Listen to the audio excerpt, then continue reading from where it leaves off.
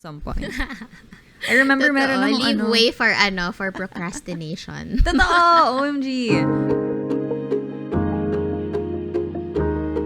Okay. Good morning. Good morning, madam. Happy Wednesday. Yes, happy once again. Wednesday. Good morning, everyone.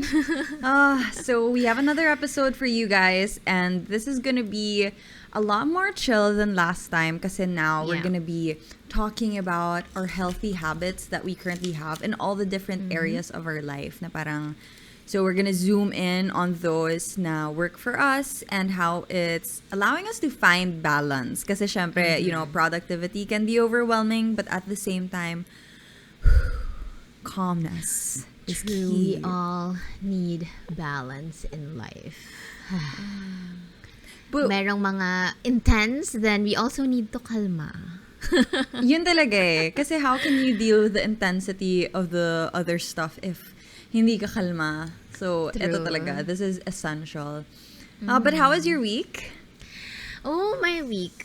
May piyok pa eh, no? Oh, my week was I am happy. Actually, win ko ang just surviving last week. Ang daming mga ganap sa office, ang daming mga ganap sa buhay. But yeah, I still consider that a win na just surviving and just chilling and stuff. Tapos, siguro, ang isa sa mga wins ko this week was, ikakwento ko na lang din na I did live selling for a cause. Tapos, yung proceeds niya will go to jeepney drivers na mga na-hit ng ECQ and the pandemic in general. So, kasi nag-declutter ako nun, and then I thought na wait lang, instead of just donating this, why not mag-live sell ako? Hindi ko alam kung nakwento ko na ba sa podcast before na one of my fears yung live selling or live streaming in general. Why? I don't know. Yung uncertainty of having questions na hindi ko masagot. Yun siguro yung parang isa sa mga fears ko before. Pero yun, I rose to my fears. And you raised a lot of money. That's so I rose and good. raised. Ayun. So, you rose and raised. Yun. So, yung proceeds nga nung money na yun, napunta sa ating mga jeepney drivers, and it was also a bonding experience with my family kasi kami yung nagbalot, kami yung nagpamigay, and etc. Of course, safely. Tapos, ayun, masarap lang sa feeling na I crushed my fears with live selling, pero ang result niya is helping out other people. I mean, I also have to acknowledge yung generous hearts then of all the people who donated and everyone who bought from my pre-loved clothes. Ayun, maraming salamat again for your support, everyone, for even watching, commenting and stuff. So, maraming salamat. Congratulations, madam. Thank you, madam. It's such a win talaga kasi takot na takot nga talaga ako mag-live stream. But sometimes, no, if you know the purpose of what you're doing, even if you're scared, you're gonna be like, okay, I guess I'm gonna do it na. Kasi purpose. Yun talaga. It's all about purpose. It's really all about purpose. Yeah, so that was my week. Ikaw, madam, marami kang chika. Kailangan mo kaming chikahan ng week mo. So, mukhang makulay ang iyong mga ganap this week. Madam, it's nothing like yours na yours was so profound. Mine was a little makulay, like you said. So, if anybody like here is on TikTok, may mga ganap sa TikTok ngayon, and like my emotions are just like a roller coaster. I cannot keep up. You know, I haven't been in the dating scene in quite some time, and by that I mean, hello, we've been quarantined, so hindi ako sanay yung mga kilig-kilig na yan. But oh my gosh, this whole week as a kilig. Hindi ko kinakaya talaga. Oh my gosh. So ayun, I'm just like so full of emotions right now. Like, we had to do a pre-show chat kasi hindi ko kinaya, guys. Hindi ko talaga kinaya. But anyway, I guess muna kami. a win on top of the emotion part is We hit 1.6 million on Ayin Pero Tagalog and 500,000 on Ayin Bernos. So again, like I was saying a while ago, I would be so sad if gumising ako bukas tas panaginip to lahat because I'm just happy. So I'm super grateful. I'm very, very grateful na, you know, we were able to build that kind of platform, and it spills over to all the different areas of my work. Morena, the label, is becoming more recognized because they discover it through TikTok, ganyan. Mm-hmm. They listen to the podcast, and then, alam mo yun, it's so nice to have built a community like this and to see people na who are very much like us. I think I'm just reading the listeners' comments and their messages as parang, this is our tribe. The people who are also after their goals, who are so driven. Just to be surrounded by people like that and to be supported by people like that, it's the greatest honor. So that's a win talaga for me. Yeah. Tsaka can I just also say, oh my gosh, madam, kinwento ko na tayo sa'yo kagabi, but ito, si Madam Ayin, sobrang idol siya ng mga inaanak ko.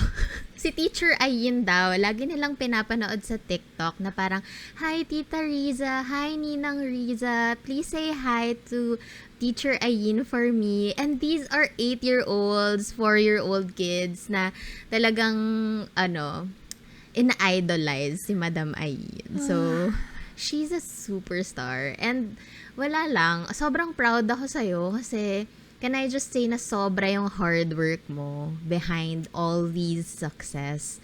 Kasi I've been there. I mean, nakita ko kung paano mo siya pinaghirapan, nakita ko kung paano ka nagsa-struggle na parang, oh my gosh, tinatamad akong gumawa ng video but I have to push through.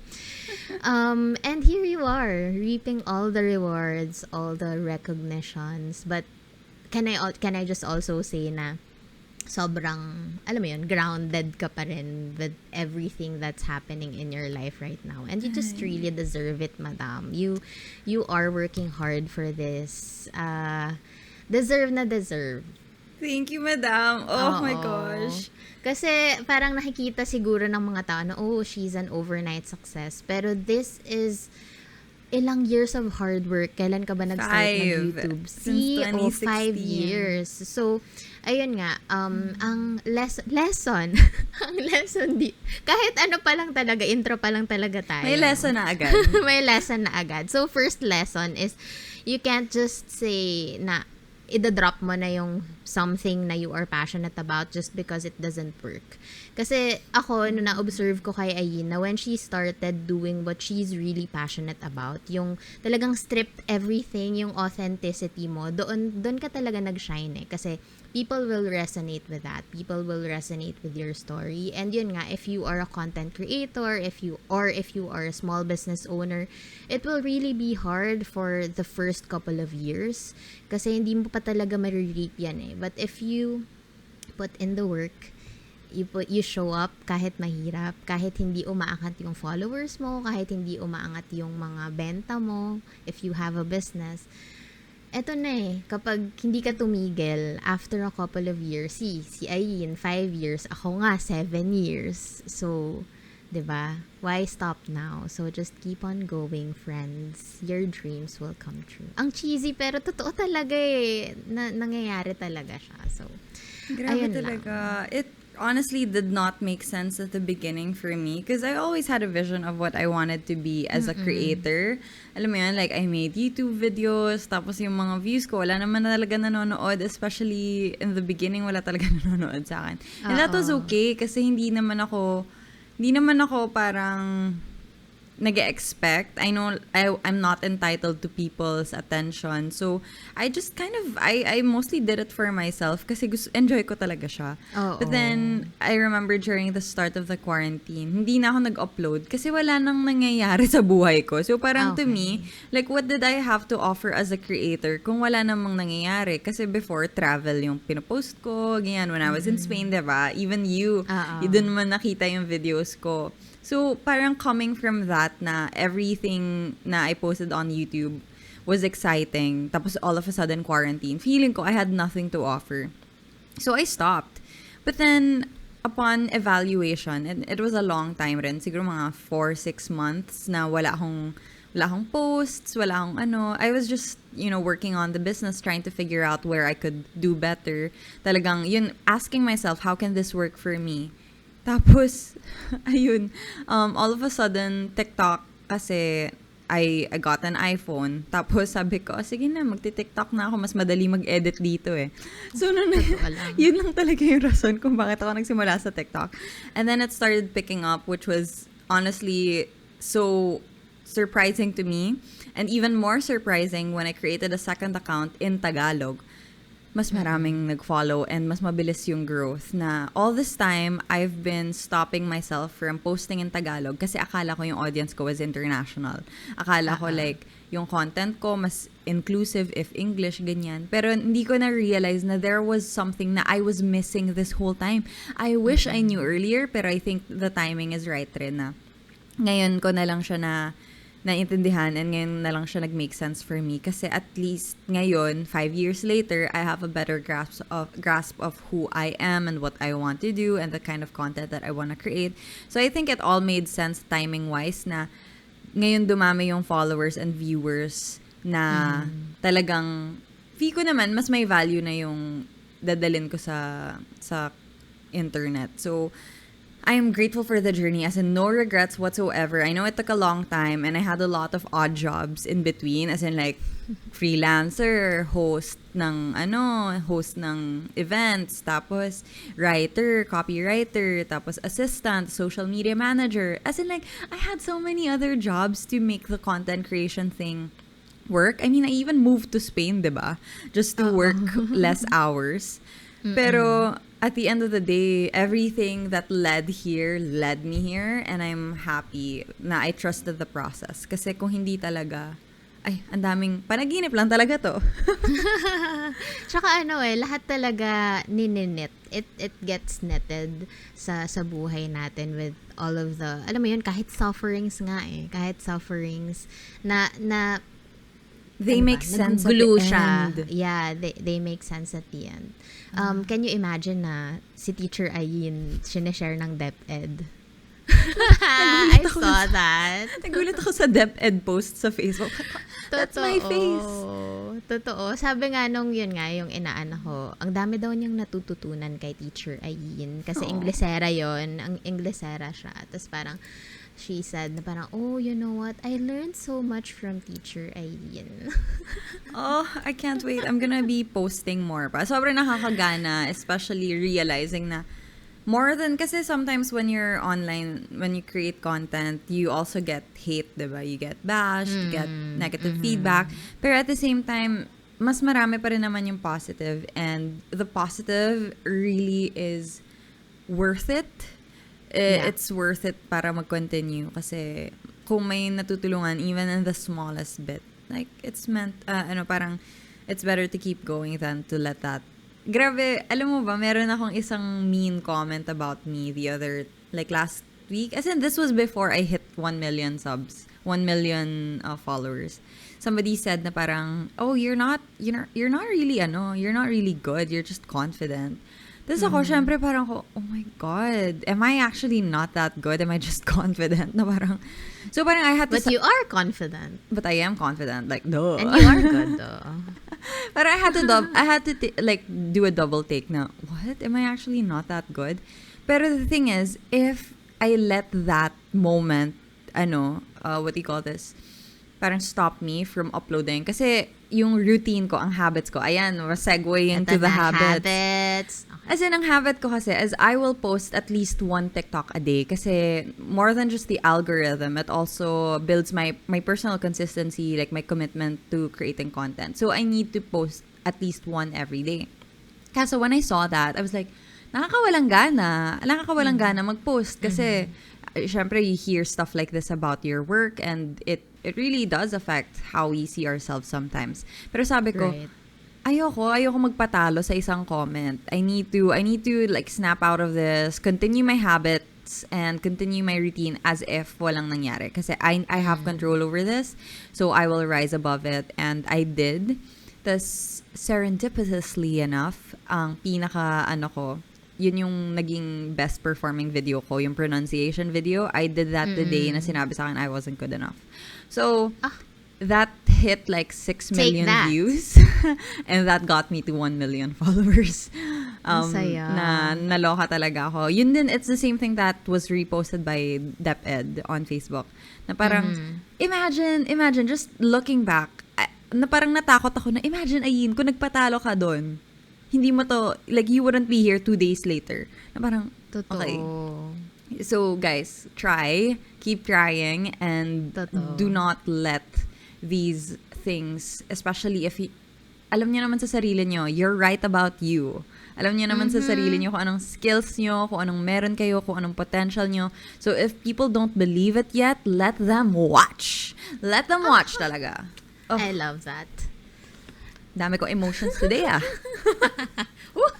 So passionate. So passionate. Oh, passionate. Okay, so let's talk about so speaking of habits, eto na mga sis. Ayan, so we wanna let you know, ay ichika natin sa kanila kung ano ba yung mga healthy habits na ginagawa natin sa ngayon that made us who we are today. Kasi ako honestly, way back, I honestly did not have habits. Parang I was just breezing through the day na parang okay lang, matatapos na yung araw, ganyan. Pero wala akong mga pillars, wala akong ina-identify na, ito yung habits na gusto ko i-build, ito yung habits ko right now. Pero along the way, after years of contemplating, of self-awareness, ito na yung mga habits natin ngayon. So, how do we categorize this, madam? So, ano ba? Mental. So, we categorize it as mental, physical, spiritual, and career. And relationships. Tama. And relationships. Yeah. So meron tayong iba-ibang areas of our lives. 5 pillars tayo today. So, sige, you can go ahead and start. Okay, let's start with mental. Mental health, of course. Number 1, we gotta take care of what's up here to be able to do anything. And for me, this was the foundation talaga of all of the things, all of the habits that I was able to do. Kasi if hindi ko in-evaluate how I was dealing with my personal mental health, I don't think I would have been able to sustain anything else. So for my mental health, or like my mental habits, some of the things that I did, number 1 was planning. Like I always say this, planning calms me down. And the reason why is I have an overview of what I think is going to happen. Kasi what gives me anxiety is not knowing what's gonna happen next. But obviously, like, hindi naman talaga. But if there's anything that will alleviate the pain or the struggle of not knowing, it's planning. Kasi to me, at the very least, even if hindi ko control yung circumstances, control ko yung ano yung intentional ako about. So I'm intentional about how I want to go about my day. I'm intentional about the time I wake up. I'm intentional about my to-do list, or like the projects that I'm working on. So if I plan, I do it mostly for my mental clarity, kasi it really, really gives me peace of mind. And again, peace of mind talaga is superior. Ayun, so speaking of planning, nahirapan din talaga ako na hindi ako nagpa-plan for the week. Kasi yun nga parang walang direction yung buhay ko if I don't plan and prepare for the next week. Mm-hmm. Kasi like, some people think na, you just have your life together. People just are like this. Pero no, it's really probably 90% preparation. The reason I can execute anything is because I prepared. As in talagang a long time of thinking, figuring out how this can work. And ayun, it really does help. Totoo. Tsaka kasi nakakadagdag pa ng mental burden kapag everyday iisipin mo, ano na nga ba yung sinabi kong gagawin ko last month? Or ano na nga ba yung sinabi kong gagawin ko last week? Whereas, kapag if you take at least an hour within your week to plan for the next week, kapag na-plot mo na yun within your schedule for the next week, hindi mo na siya iisipin pa for the entire week dahil nagawa mo na you did the planning and preparing beforehand. So, susundin mo na lang yung calendar mo, yun na lang. Hindi mo na iisipin kung ano yung sunod mong gagawin. See? What's on your list? First on your list? On my list, aside from planning, of course, alam nyo na to, friends, na mahilig akong mag-journal and mag-meditate. And I like, number one, I like being grateful. Number two, I like pumping myself. Alam mo yun? Parang when I don't feel like working for the entire day to day, I enumerate. Nasa journal ko to. I enumerate 5 things that I'm proud of myself for yesterday. I call it POMF. POMF. P-O-M-F. POMF.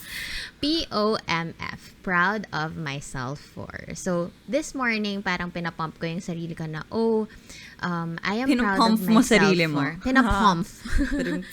Pinapump ko yung pinapump ko yung sarili ko. Surreal eh. Sarili ko na. Sarili ko na kagara. Ito na game. So, pinapump ko yung sarili ko na, I'm proud of myself for just getting up yesterday. Or, number 2, I am proud of myself for just braving through the day yesterday. Ganun. Kahit small lang siya, small wins or small things na mapapaproud ko yung sarili ko. I do that. Parang it's also kind of an affirmation for me na, hey, you can do things. You can survive today because you survived yesterday. Ganun. So, parang it's one way of making myself feel good as well. Kasi if we can't always depend on external validation. You should kasi hindi be sila dadating validating. some days. Totoo. So, kung walang ganon, you should be the one validating yourself. And you deserve that. Ayun. So, yan ang number 1 ko. Proud of myself for list. Today, I'm proud of myself for showing up to this recording kahit ang dami ko emotions. I love it. See, so showing up. It's showing all about showing up too. Okay. Next on my list is downtime. Kasi downtime, as in yung sa app ha, as in yung sa cellphone, sa iPhone. Yeah. So, I've limited my apps na yung usage ko ng TikTok is 3 hours a day because it's part of work. Pero at the same time, I have the tendency to scroll. So, 3 hours is enough for me to film stuff, for me to, if I have to go on live, if I have to, check on comments and replies and stuff.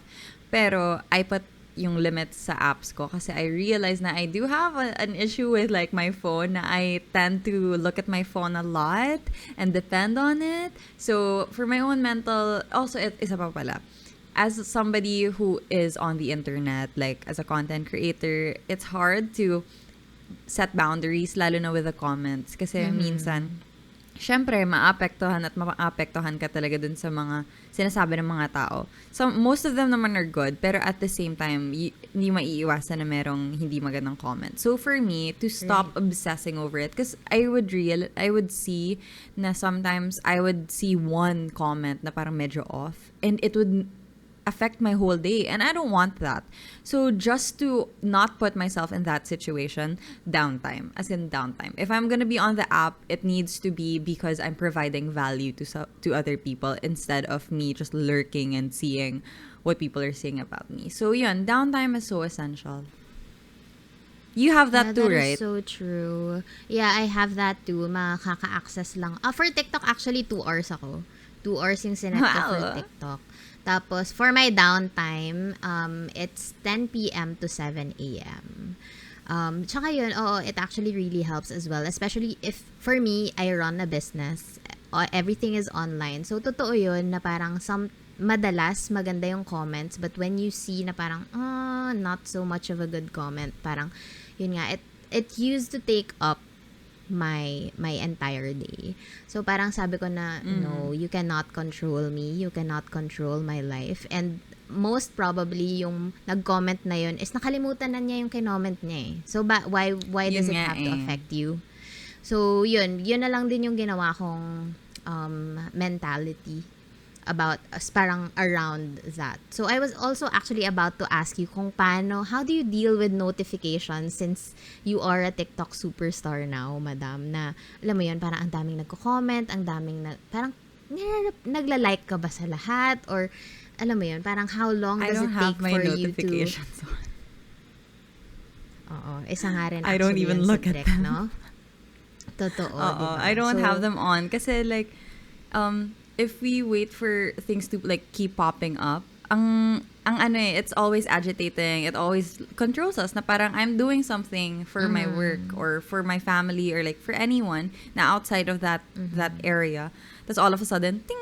Tapos ano, titingnan mo. Parang I can't have Totoo. that. Even when my following was smaller, hindi rin. Kasi nakaka-apekto talaga siya. Nadi-disrupt yung flow ng araw ko. So, I will just Exactly. go kapag ready na ako na parang, okay, I'm in the mental space to deal with notifications and comments. So, sometimes I would scroll sa video na mismo, tapos check ko lang yung mga comments, tapos mag-reply ako. Pero yung after that, hindi na kasi medyo, ang hirap ni talaga kaya. And we're just human. Totoo. Yun. Tsaka hindi rin siya sustainable, I think, in terms of the limited energy that we have within the day. Yun nga, ako, alam mo, ang lala nung sa akin, tina-time block ko talaga yung reply to comments. Ganun. Well, kasi hindi naman din ako sikat. Pero, alam mo yun, parang, kailangan ko lang mag-make time din. And, yun nga, to not obsess over it, na hindi dapat ako mag-endlessly scroll, etc. So, yeah. Super helpful, do not disturb, and downtime. Downtime. For sure. So, speaking of downtime, ito, isa sa mga mental habits na I am still trying to incorporate is to plan my rest days, to plot my rest days beforehand. Kasama na siya sa weekly planning ko na okay. Kasi ako naman, being an entrepreneur, I always have to be ready 24/7. I always have to be ready to solve problems 24/7. But as a human being, I also need to rest. So for small business owners out there, you need to rest. Kung kailangan nyong i-plot yan, i-plot nyo. Kasi Do you ako have a regular time for it? Hindi regular time kasi my week is sobrang erratic, sobrang iba-iba yung schedule with meetings, etc. And I also, as a recovering workaholic, actually, I realized and I also made peace with the fact na I still need to work every day, but I can't do it ng long hours. Kasi before, way back, I work every day and I work long hours. And I realized na it burns me out. It tires me out na, oo nga naman, kung mag-work ako every single day of my life, that's not sustainable. So ako, ang ginagawa ko, nagpa-plot ako ng kahit at least half a day of rest. Kasi for me, I love working. I really love what I do and I like doing it every day. So, I feel like na mas kumakalma ako kapag nag-work ako. It's just me. I don't know kung ganun din ba kayo, pero ganun ako. Parang yun yung pattern na nakikita ko, na if I take one day off, parang mas restless ako. And it defeats the purpose na kakalma ako, ganyan. So, what I do is I still work every day, but shorter hours lang. Hindi na ako yung hanggang 12, hanggang 2 a.m., 3 a.m. dahil lang kailangan kong tapusin tong project na to. So, I pace myself. I pace my energy. And as someone who really loves working, kumbaga, binibigay ko na sa sarili ko yun na sige, okay lang mag-work ka everyday as long as you limit your energy for working. So, ayun. What yun about na lang weekends? Weekends ko, mas longer ang rest, pero di ko kayang hindi mag-check ng Shopify, hindi ko kayang at least mag-plan ng YouTube video or YouTube script or kahit ano pa man yan. Kasi it's technically still work, but, parang hindi ko kayang isang buong araw mag-Netflix lang ako or as in literally walang gawin or hindi mag-check ng Shopify or mag-check up on. Kasi meron din akong mga staff na nag-work ng weekends. So, I can't Parang hindi ko alam kung tick ba yun for me na I need to check up on them. Pero yun, I made peace with the fact that I need to work every day, but I have to limit my energy with working. Ganun na lang. Yun na lang yung compromise ko sa sarili ko. Oh my gosh. Pero, yun. Incorporate rest within your day. I don't know if I can do How that. about Yung you? yung working every day. Kasi parang, yung, what I realized is, I have days na if I'm working too much, nababurn out ako, tapos dun ako talaga parang demotivated once I'm burnt out. As in, walang-wala na talaga ako. That's when I will like binge watch Netflix. That's when I won't even go to work. And na-realize ko na kailangan ko pala i-allot yung bum days ko. As in, I need to be a bum. Kasi, I don't know, parang it's part of like what makes me happy na I need to have a day na I'm just like doing nothing. Kasi if I keep working for like 7 days straight, dadating yung point na ayoko na mag-work, and yun yung iniiwasan ko. So now, what I do is, I set aside Saturday. Saturday talaga, kahit anong mangyari, I'm not even gonna set a meeting, kasi sometimes I would be like, sayang Saturday lang yung free, I'll compromise Saturday. Pero, Sunday kasi is planning naman for me. So, I plan my week on Sunday. So, parang nagpe-prepare na ako for the week. Medyo slowly getting into work mode na. Like, I'm easing myself into the hard week ahead. Pero Saturday to me talaga. Like, after Friday, Saturday, nandun lang ako sa duyan. Bumili kami ng hammock sa bahay. So, meron kaming hammock. Tapos, literally, andun lang ako. Nagbabasa ako ng young adult novel, ganyan. Tapos, I'm just hanging out with Truffle. And, honestly, that's not something that I can sustain ng matagal. As in, hindi ko kaya mag-chumil ng matagal. Pero, I need to give myself a whole day to not do anything, to not worry about anything, to just pretend na, okay, nothing else matters except me, my dog, my duyan, and my book. As in, I just want it like that. Kasi, if I don't allot it, kasi ano nangyayari, pagka during the week, every time I feel demotivated or lazy or feel like Netflixing and chilling, sinasabi ko, well, you have Saturday for that. So now, I look forward to Saturday na parang, like, yes, I do have Saturday for that. So, susulitin ko to. Like, I'll keep working the way that I plan to. And then, pag Saturday, I can enjoy my Saturday fully without guilt, without any remorse na hindi ko ginawa yung dapat ko gawin. So, Saturday. True. Ayan, Saturdays are sacred. Sinulat ko pala siya. Totoo. Yes, Saturdays are sacred. Saturdays are sacred.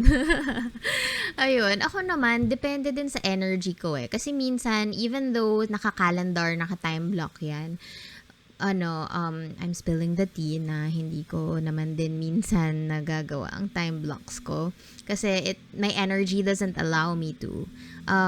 But as an entrepreneur nga, I also have to observe my energies kasi minsan kapag kunwari think day ko, for example, Tuesday is my think day this week, and for some reason sa umaga, kasi sabi ko 'di ba na ang umaga ko is doon nagfa-fire yung utak ko.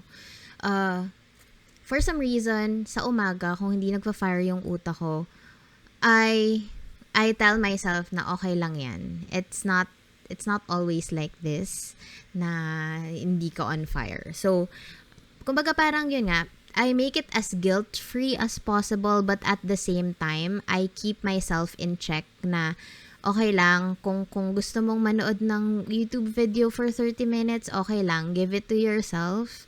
If you wanna, mag-TikTok ka for 30 minutes, give it to yourself. Or minsan magnanap ako for 30 minutes, give it to yourself. Kasi kapag, parang napagbigyan mo yung itch mo of being kahit lazy ng konti for the entire day. Kapag bumalik ka na or bumangon ka na from your nap, you feel rejuvenated. Alam mo yun. So, yun nga, it depends. It depends talaga. Wala akong day or wala akong parang sacred, like you, wala akong sacred day for rest. So, I think it's important now when we plan, we think about the cushion as well. Like extra cushion, extra space to make mistakes. Na parang True. I realized kasi before, ito yung mali ko before, na when I was planning, I would plan everything by the minute to the point na I can't move things around. But you need to plan with the intention na tao ka lang, na magkakamali ka, na kailangan mo magpahinga. So, leave space for that para hindi na sa stress. So, I think just because you're planning does not mean na you plan everything na pagka nagkagulo, magugulo ka na rin. Plan for the worst scenario, which is kakailanganin mo ng human break. You know, human breaks. I think they're so essential. Leave way for Yeah, go ahead. Yeah, for being human, for being a normal human being who will get these moments na yun. And when that happens, you won't have to feel guilty kasi at least that's been accounted for and talagang you knew it was gonna happen. It was gonna come at some point. I remember meron akong leave way for procrastination. Totoo, OMG. Alam mo, meron ako nabasa sa journal ko recently na from way back, sabi ko, kasi meron akong mga moments na, alam mo yun, 3 weeks, work. And then 2 weeks akong down na nothing, walang motivation. Tapos ganun, it was a cycle for me, tuloy cycle for like, siguro my early 20s. Ganun ako. Tapos inisip ko, like, what's wrong with me? Bakit ako up, down? And then I realized it was because I was either all in or nothing at all. As in parang, it's all or nothing. But that's not sustainable. All or nothing is not sustainable. You need to calm down. You need to give yourself time to rest. You need to give yourself time to work and pace. Just because you're super driven does not mean you have to do everything in one go. You need to do, it's a marathon. It's a marathon, not a sprint. So leave yourself some energy, time, space. Totoo. Tsaka I think we need to stop glorifying being busy, being always on fire, being always do this, do this. do this.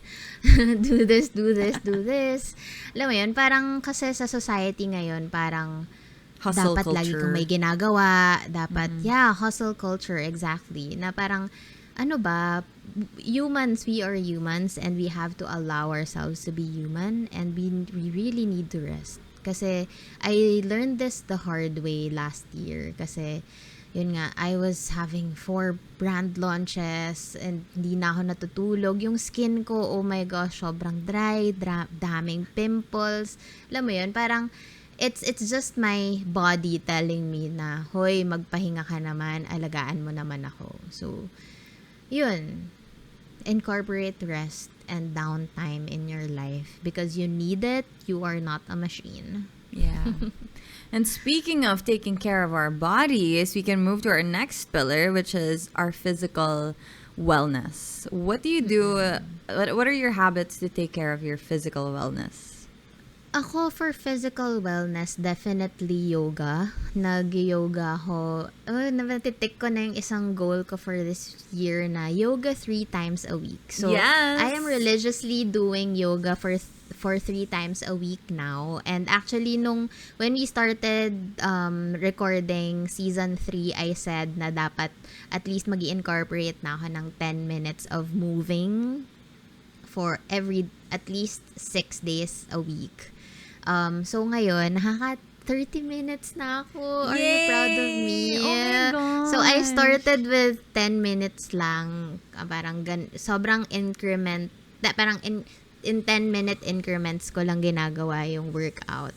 Kaya minsan, kahit nakakatamad, hindi, kailangan ko mag 10 minutes today. Kailangan ko mag 10 minutes. So yun, exercise and then healthy food. We are finally starting with our diet now together with Josh kasi ngayon nga I aspire to be a healthy and inspiring leader. So I need to vote for myself na I am an inspiring and healthy leader. So yeah, nakita ko yung story mo. Nagde-deadlifts ka, madam. Who is she? Nagde-deadlifts si madam. Actually, October pa yun. October pa. So, October 2020 dahil ganun ka-backlog ang vlogs ko. Well, ibalik mo na yun. Ibabalik ko na yan. Weightlifting is the thing. By the way, I apologize for using a plastic bottle. Kasi ang nangyari, backstory, last night, na-stuck ako sa office. Gusto ko yung may apology. Dito ako na, kasi si madam, anong ko, judge na. Kasi here's what happened. I got stuck at the office last night kasi curfew. So dito ako natulog. Naubusan kami ng water dun sa dispenser. So I had to make pa-grab. Nagpa-grab ako ng dinner ko last night. Tapos yung water bottle lang yung available na sabi ko, would I die of dehydration or ano? So yun, sorry. I apologize, but here we are. Yeah, here we are. Okay lang yan. As for workouts, yes, as you know, this was something that I also learned earlier in the quarantine. I started my fitness journey, I think, June last year. I did it mostly, July to August-ish. Sabi ko, it started with, let me do 30 minutes lang of workouts, like at least 3 to 4 times a week. Na I was just, sabi ko, basta bare minimum, anything that I can do, gagawin ko. Tapos, syempre, mahirap yun. And in the beginning, it was frustrating for myself kasi I can't see results. Like, I want to see results, blah, blah, blah.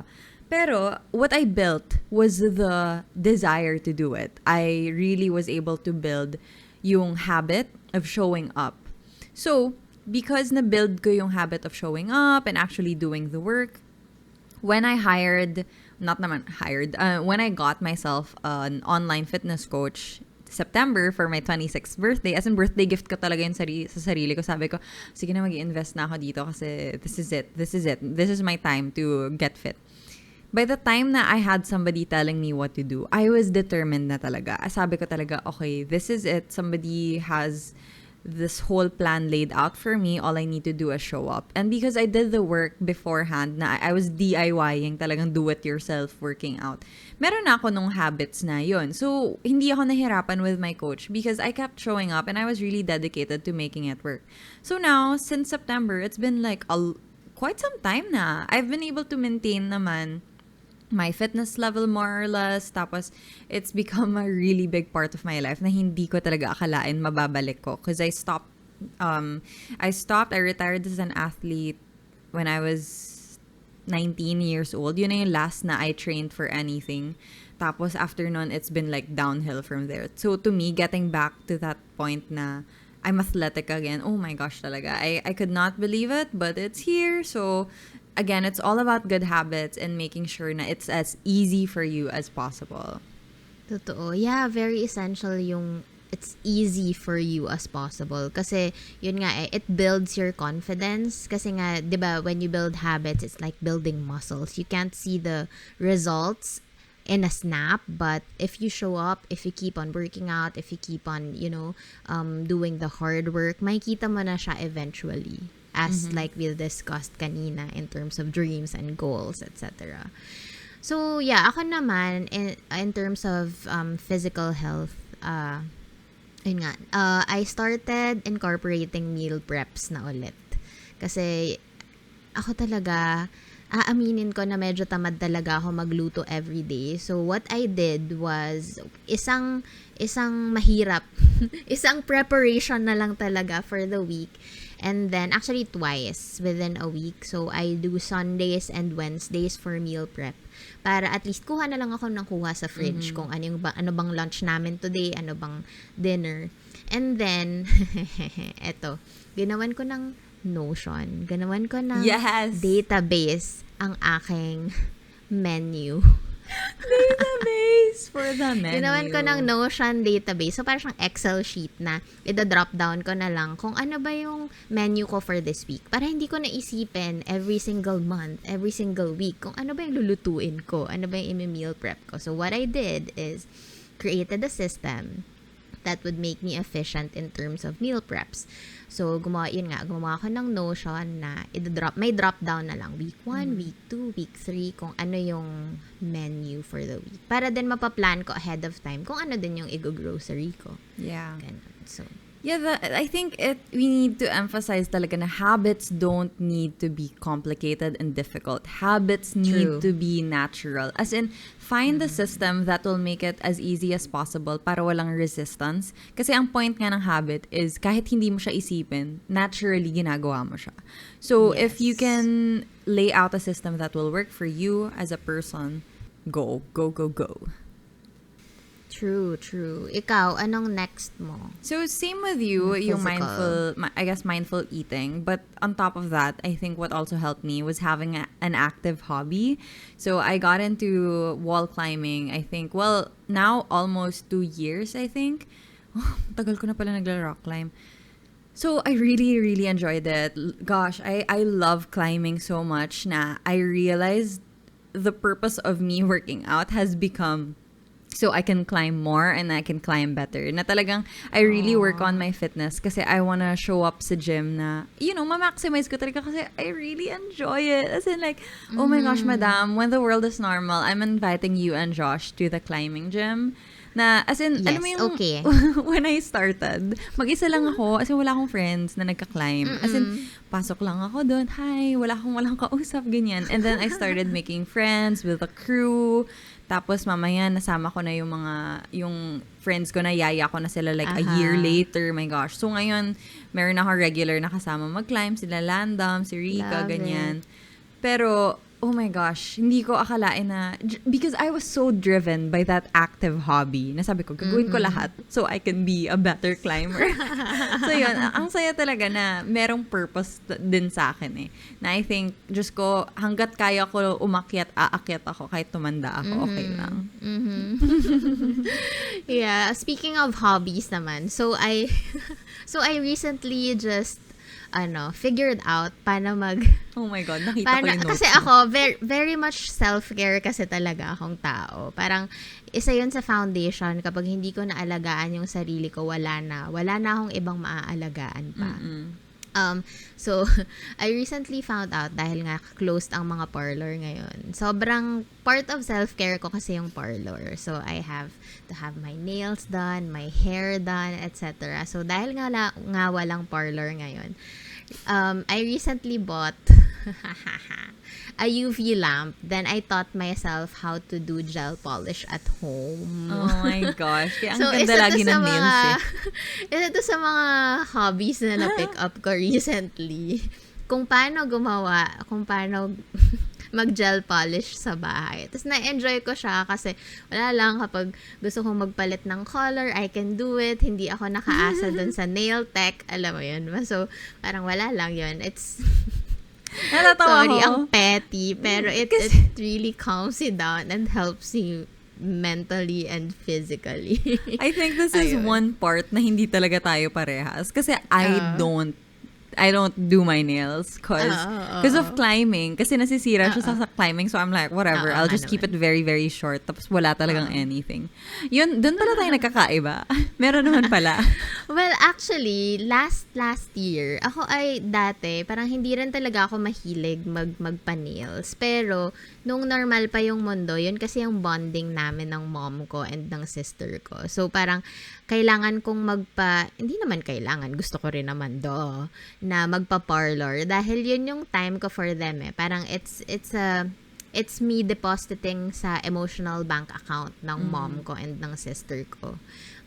Para bonding sa kanila. So, yan. Tapos nung nag-ECQ na nung 2020, dahil nga hindi na ako makapagpa-parlor, talagang kinop ko yung nails ko. Parang I made peace na, okay, sige, fine, hindi na ako makakapagpa-nail polish.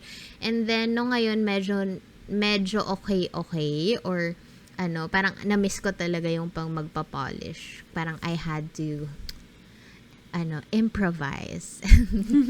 Yan. So, yan tuloy. Meron na akong UV lamp. Diba? It makes you feel better kapag you take care of yourself, even physically. To me, like, self-care in that, ako makeup, like, parang pag nag-makeup ako, ganyan, I feel like, at least I showed up for myself in that small way. And it does go a long way.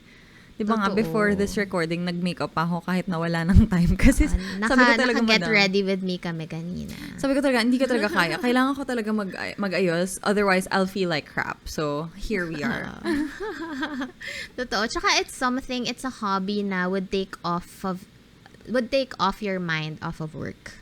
Na parang, gusto ko kasi minsan yung gusto kong gumawa ng something na hindi ko kailangang mag-isip.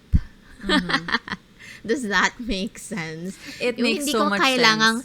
Hindi ko kailangang paganahin yung utak ko.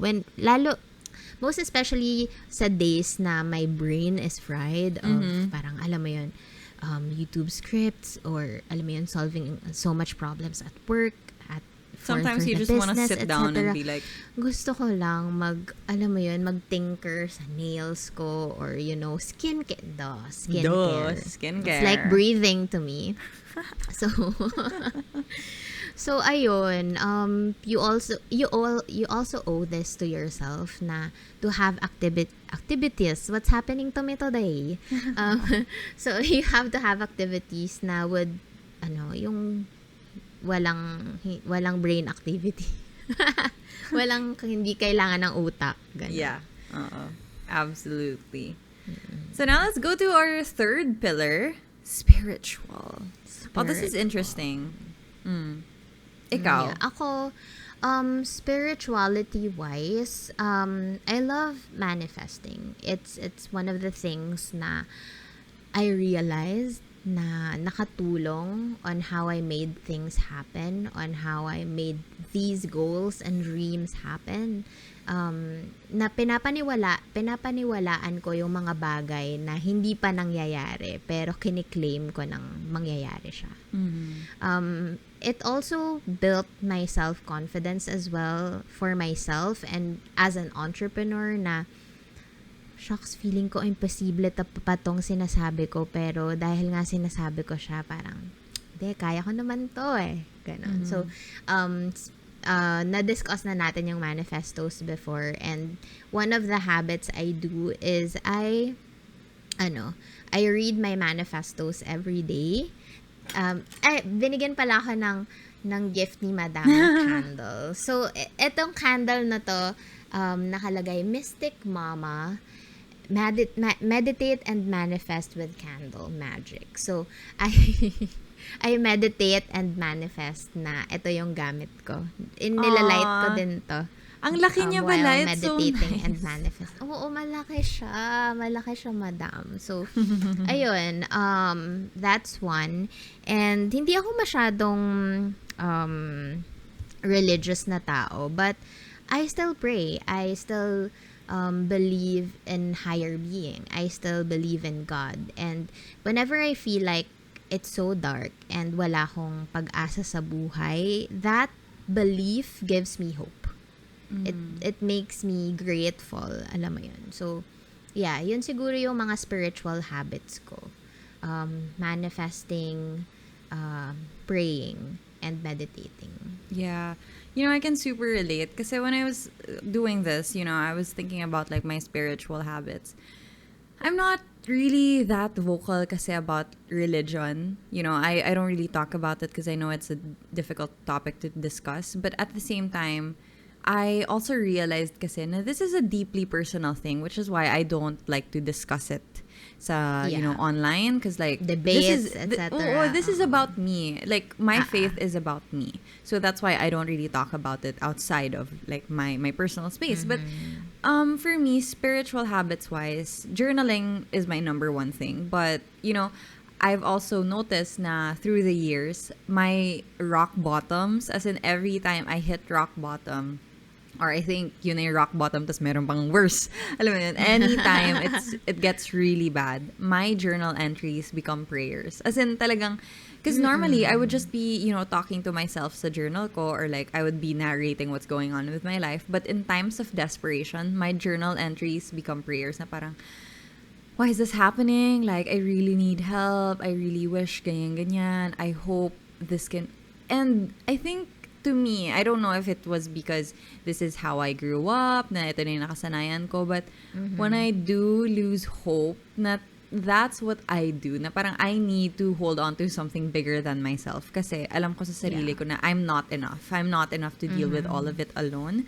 So, spiritually, obviously, ang hirap talaga, like, when ako personally, kasi I went to Catholic school for like 16 years of my life. Same. So, talagang, it's a big deal sa akin. Pero at the same time, hindi ako, like, it's a lot of work to be done for me na, like, I'm still, like, always learning about myself and what I believe in, and it's always evolving. But I think what won't change is my belief that there is something bigger than all of us. And, like, for me, I True. need something to hold on to, and prayers do that for me. And I know I never talk about it, but I do pray.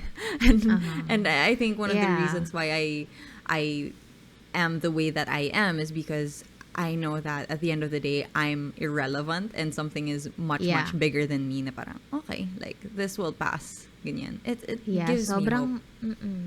Sobrang totoo to. Tsaka more than hope din. Yun nga, na-mention mo kanina na kapag nagjo-journal ka with the lowest lows, I also do that, but alam mo yung mga highs of highs naman. Yung sobrang grateful mo na ang saya mo. I also find myself saying na, Lord, thank you for doing this. Same. Always let me be a channel of your grace. Parang ganun. How do I help people? Parang allow me to help other people through my, parang advocacies and mga pananiwala ko and stuff. So, ayun, yun nga eh. Ako din, same, Catholic school for my entire life.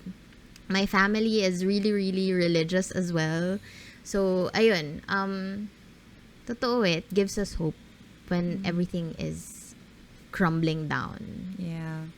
And I think, like, to me, that's the backbone. Pero the reason I don't talk about it is because I know other people don't probably have the same faith. So then, instead of, like, talking about that, I talk about, like, actionable stuff. Yun nga, like, mental, physical, yan. Pero, like, on a personal level, this is just something I have with myself, so. Oo, totoo, same. Ganon din ako. Ganon kami ni Josh, actually. I love that. Okay, let's talk about our career habits. Kasi syempre, we won't build anything without consistency. It's really hard to build anything stable without consistency. So I'm sure, like, we also have career habits that you can share, especially with how the brands have grown through the years. So, what's your first one? Ako, career-wise, as a leader, and as a, bootstrapping startup entrepreneur, I don't know everything, and I love learning. So, I always make sure na I attend courses, I watch, mga informative e-courses na would help the company grow. Kasi ako, since wala naman akong masyadong, at least now I have friends like you, or as in hardcore mentor na would check up on me kung ano bang, kung paano ko ba gagawin to and stuff. Parang I need to really self-educate. I need to learn because I owe this to the company. I owe this to myself as an entrepreneur, kasi ano yung maituturo ko sa staff ko kung ako mismo hindi ako natututo. So I like attending e-courses, I like attending master classes, I like attending masterminds, and na-discuss ko na to before na I am comfortable even if I feel like I am the dumbest person in the room. Kasi it just makes me feel na, oh my gosh, sa room na to, marami akong matututunan. Sa room na to, marami akong ma-absorb na pwede kong ma-share sa company ko. And I think, as a person, isa rin din talaga yun sa mga factors kung bakit nag-grow pa rin ako. Because I like growing. I like learning. And, yeah, isa yun sa mga papatik sa mga goals ko dahil may iba akong natututunan. Yung I think, what was I gonna say? Nakalimutan ko yung sasabihin ko. Okay, wait. Naalala ko na. Yung, I think, the moment you realize that you're never gonna be the best at everything, and the moment you realize na you have so much to learn and you can learn from anyone, is the moment you have peace of mind about your journey. Kasi nung in-embrace ko talaga yung pagiging work in progress, na talagang ay nako, hindi talaga, I will never get this perfectly, and I will continue to learn from other people, and I will continue to be, probably not the smartest person in the room, and being okay with that, being at peace with that fact na wala, ganito talaga tayo forever. We're gonna keep learning. It opened up so many opportunities for me to learn. Kasi parang natanggal yung ego part na that has been hindering me. Kasi parang, I always wanna be, you wanna show up as the best. You wanna show up as somebody who's like, up here, ganyan. Pero if you realize what you don't know, you realize what you lack, and you realize how much work that needs to be done still, honestly, mas madali ang buhay. Na parang, na-realize mo na, okay, you're free. It's okay to ask. It's okay to ask for help.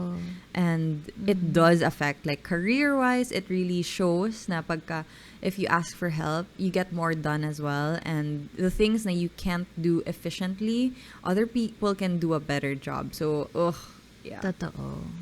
Totoo yan. Sobra. Sabi nga nila, 'di ba, na the fools think they know everything, but the wise ones think they know nothing. Yeah. So, and I think keep totoo learning. naman talaga. And that being said, one of my habits na I learned recently, I think in the last year, yeah, I think it's been a year since I learned this, and it has significantly changed my whole life. It's to delegate. It's to delegate True. and collaborate. Kasi, oh my gosh, dati akala ko talaga, if you want something done well, you have to do it yourself. May ganong mentality na parang, di ba, ikaw lang. Pero no, that's not true. Hindi ikaw ang makakagawa ng lahat perfectly. Someone else can do it better than you, more efficiently than you. And instead of trying to best that person, and instead of trying to be better than that person, hire that person. Work with that person. Figure yes, out oh my gosh, totoo how. to.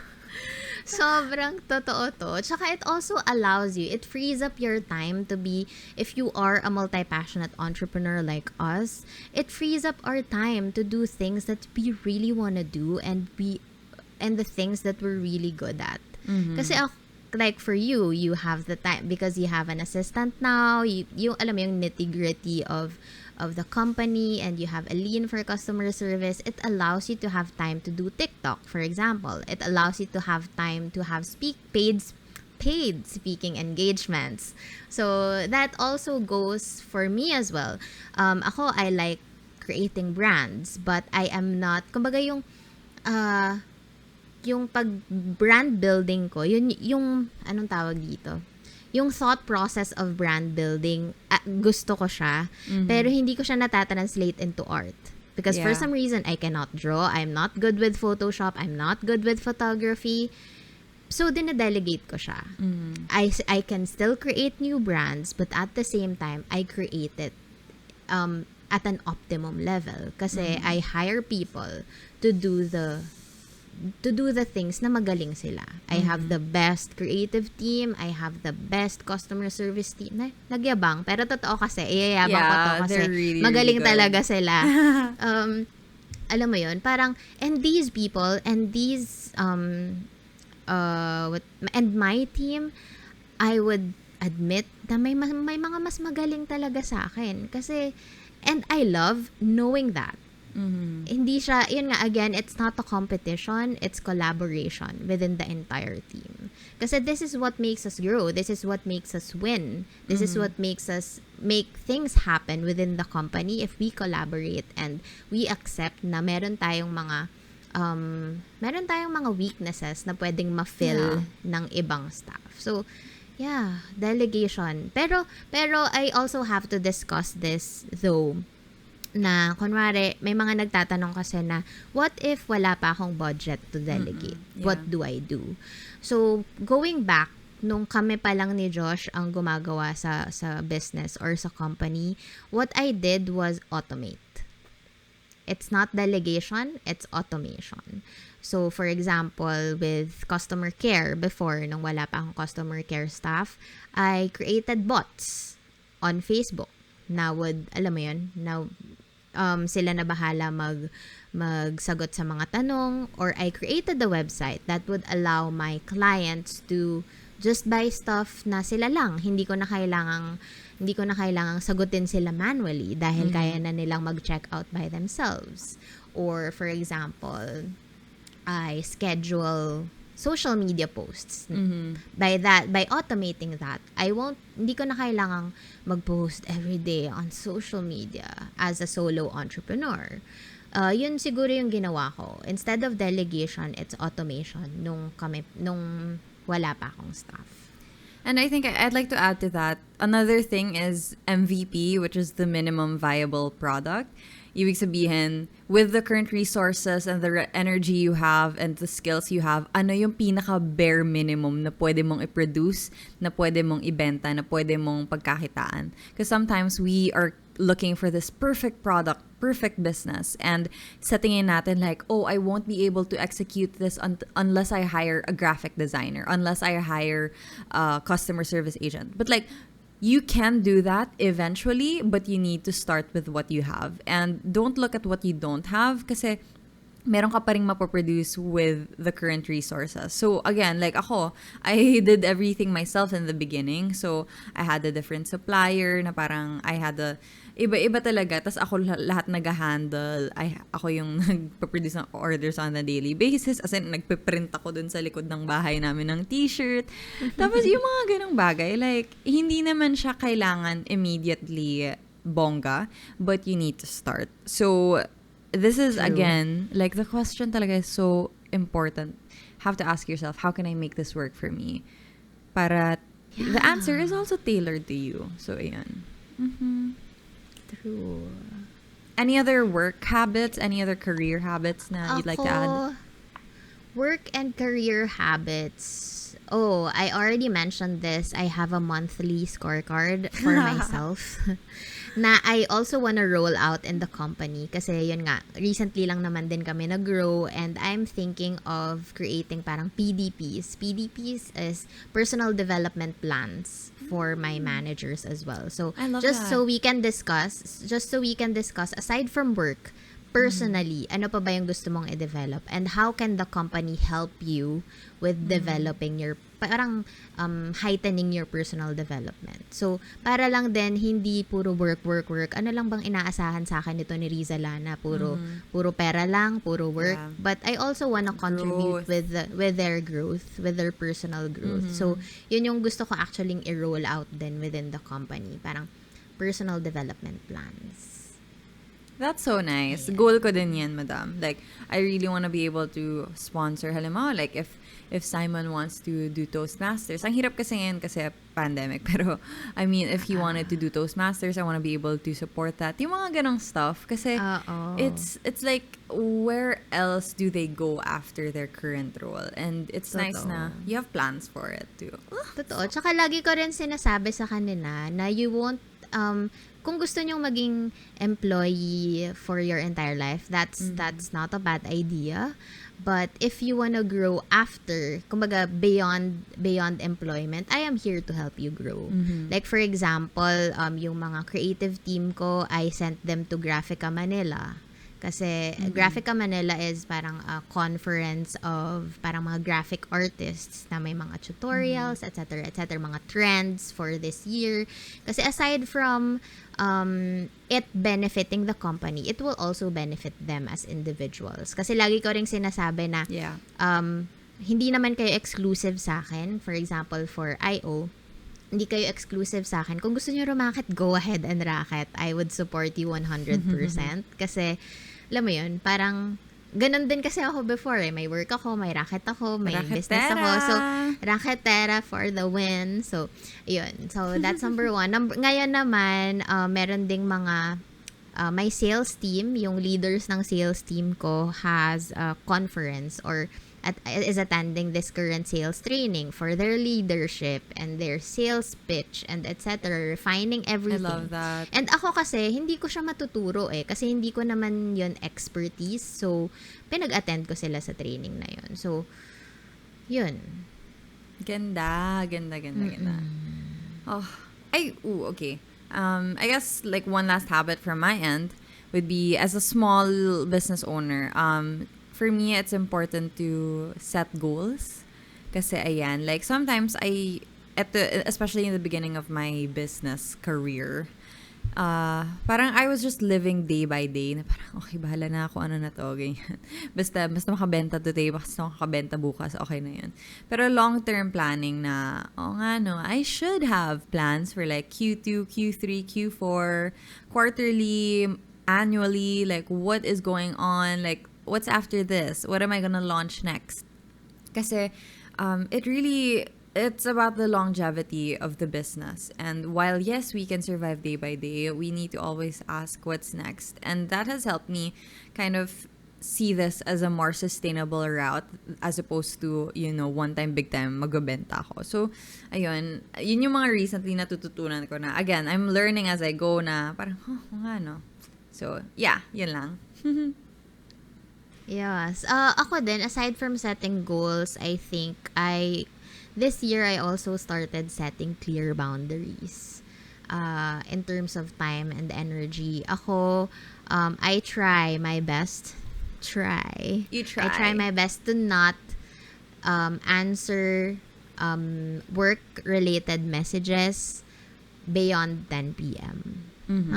Mga ganong boundaries lang. Kasi, you are not your work. Ganun. Meron ka ring personal time. Mm-mm. You need to have your personal time.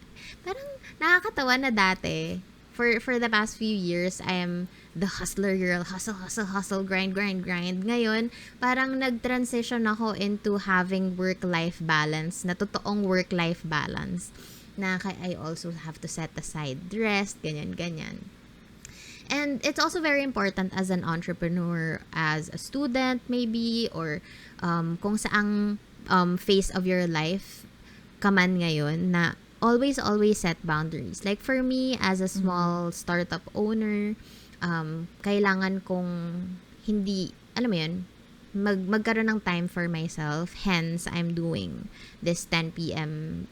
parang no work-related messages beyond 10 p.m. And I also communicated that to my team na parang you also need to rest. Kasi yun, I have a team that has a high drive for work. Sobrang blessed ako dun na ang sipag talaga nila. Pero sabi ko, hey, as early as now, I wanna let you know na wag na kayong tumulad sa akin na borderline workaholic na.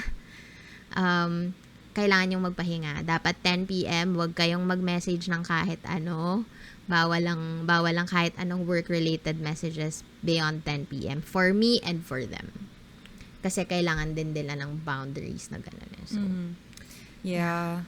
Ang hirap ng walang boundaries. Like your work will bleed into your life and take over everything else. And that's not sustainable in the long run. You'll be cranky, you'll be mad, you'll be impatient, and di mo ma-enjoy yung pinaghirapan mo. So, what is the point?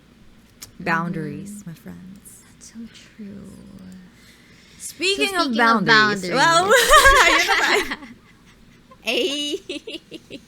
speaking of personal life, going to the next pillar, yung relationships naman. Ano ang habits mo in terms of your relationships? Besides setting boundaries.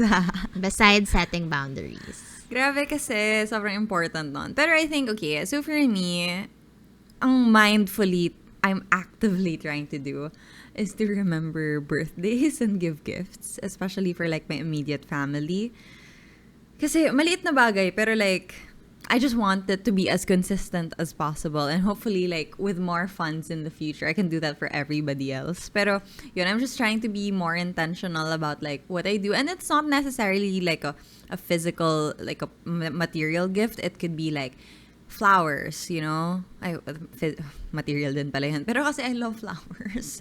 Or like, for example, an experience. I could probably buy them like a ticket to something. Yung mga ganong stuff. I just want to be more thoughtful. I'm actively trying to be a more thoughtful person kasi it's just, I don't want to take those relationships for granted. Kasi talagang, this is what made me me. Like, these relationships are why I can do the things that I do. And if hindi ko alagaan yun, I will go nowhere. So, yun, I guess one of the things na ginagawa ko. Yeah, same. Ako naman, aside from gifts, I love giving gifts.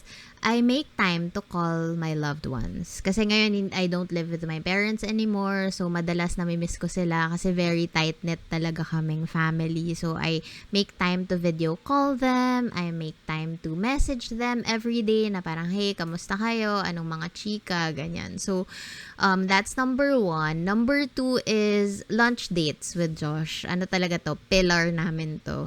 Na we have to have at least an hour to ourselves to have at least a mindful lunch, watch one episode of Netflix, ganun. Kasi, these relationships take effort and time to make it flourish. So, yun, lunch dates. Number 3 is bagnet playtime.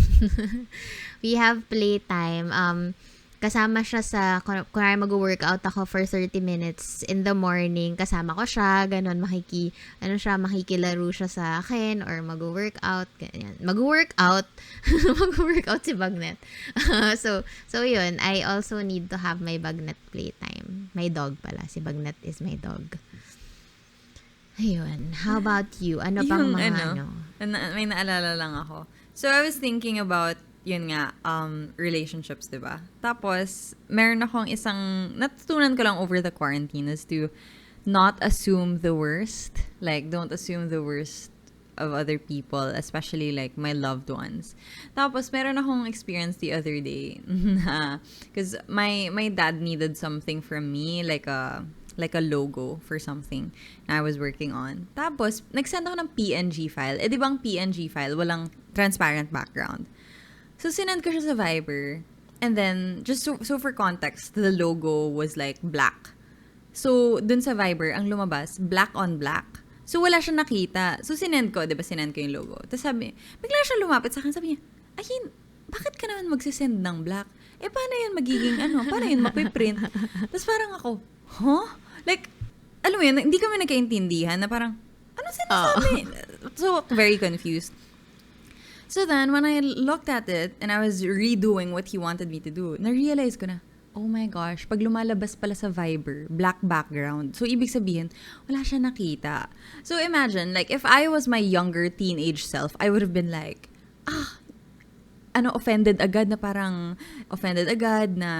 inansulto yung work ko or something. But then, now that I'm older, I'm like, there must be something I'm missing here. This does not make sense. Bakit ganito yung nangyari? And then, when I had to really like sit down and figure out, not react immediately, na-realize ko na, ako pala yung mali. Dapat pala, kinlarify ko, diba, na like PNG files work this way.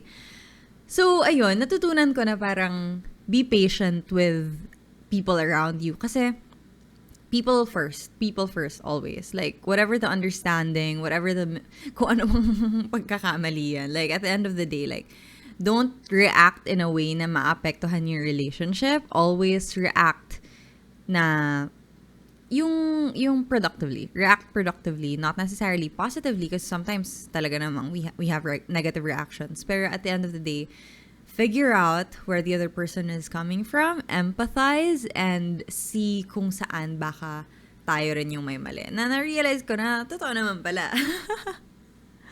Yeah, I like so that. that's a habit. React productively. Taking notes. Taking notes. To be fair, hindi ko yung lagi aside from nasusundan, pero yeah, gotta do it. Mm-hmm. Do you have more? Okay na ako actually with relationships. I have one last. Sige, so, go. Yung sa family namin, we don't say I love you. We say bibot. Because when I was younger, I couldn't pronounce I love you. I would say bibo, bibo, bibo. So, Aww, cute. even today, we say bibot all the time. As in, like, bibot is I love you. So, ayun, I think it's just a habit na parang I keep forgetting that people don't know what bibot means. So when I'm like talking to my parents or like I'm with friends, tapos I call them and then I'm gonna be like, okay, bye, bibot. So, What's bibot? What are you talking about? Oh, sorry. It's I love you in Ayin baby speak. So, ako yung nagpasimuno nun as a kid. Pero ngayon, it's gonna be used forever. Bibot. Aww, cutie pie. Yeah. Oh, I love that. Okay, worksheet time. Ding, Worksheet time. Oh my gosh. Ang saya-saya ko talaga kapag natatag tayo with the worksheets. And honestly, yung last episode, ang saya ko kasi meron din akong mga na-pick up na apps I still have yet to try. So, ayan. Worksheets. Ding, ding, ding, ding. So dito, we are gonna be talking about, kasi we already had a habit episode, but we wanna know kung meron ba kayong update sa habits ninyo. So, what habit were you working on and how are you doing so far? Yeah. So, what was yours? So, nag-commit ako nun ng 3 times ng yoga. So, ting! Okay, nagawa mo na. Check. And then, yung 10-minute workouts ko. So, sabi ko nga kanina, 30 minutes na siya. So, can you imagine, kinomit ko pa lang siya nung a couple of episodes back. And, getting back to it, wala lang. I'm proud of myself. I love it. Lalo na ang tagal mo yung nire-resist, but here it is. Nagawa mo na siya. I'm proud of you. Finally.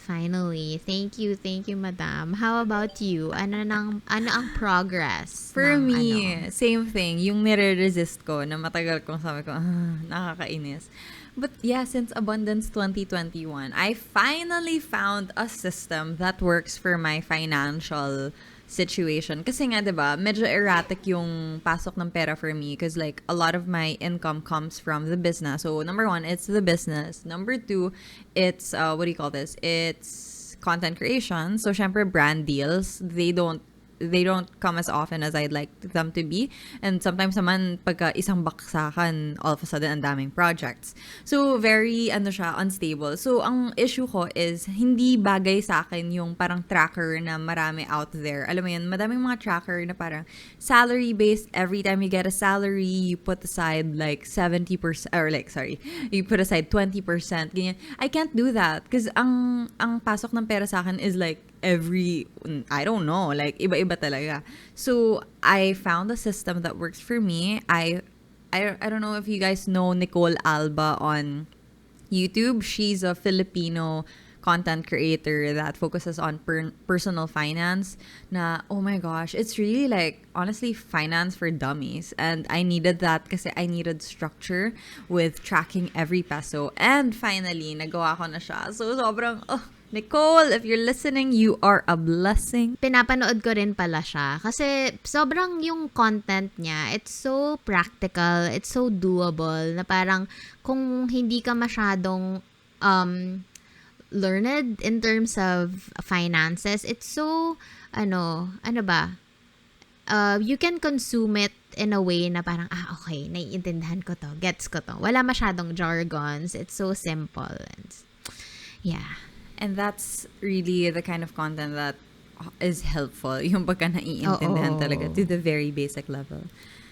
So that being said, you guys, we're going to be posting our worksheets on Instagram at Camp Confidence Radio. So if you want to answer the same question, tag us at Rizza Lana, at Ayn Bernos, and at Camp Confidence Radio on Instagram. We'll be waiting for your answers. We love reading your mentions and your messages.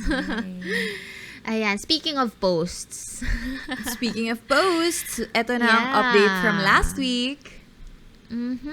So, thank you again so much, Studio, for sponsoring this episode. Thank you again. And yan, speaking of sponsors, we have giveaways. Thanks so much for your generosity. And for everyone who joined, maraming salamat. So now we'd like to announce last week's winner for the Studio Et. Alright, so winning the Studio Et is Galgo K. Yun yung username niya on Instagram. We'll be messaging you through our Camp Confidence page, and I can't wait for you to receive your Studio Et. Okay. Yes. Congratulations. Okay, that being said, also an announcement from Studio, there has been a price change. Price change. Ding, ding, ding, ding. Talagang sariling sound effects. Okay, so starting with the original price at 8,200 pesos. The new price is now, starting April 19, 2021, is 6,200 pesos. So you're saving 2,000 pesos on the Studio At, which, by the way, is gorgeous. Yeah, super duper sleek. And on top of that, if you use our code CAMP15 upon checkout, that's CAMP15, you'll get additional 15% off. And that will bring down the price to 5,270. So, super duper daming savings niyan. And if you buy from April 19 to May 9, you will get a free wireless charger they call LAD Plus, na worth 2,400. So again, if you buy from April 19 to May 9, you get a free wireless charger worth 2,400. And please go ahead and use your code. It's CAMP15 upon checkout. CAMP15. Okay. Yes. Good luck, guys. And thank you so much again for listening. We'll see you guys on the next one. Bye-bye.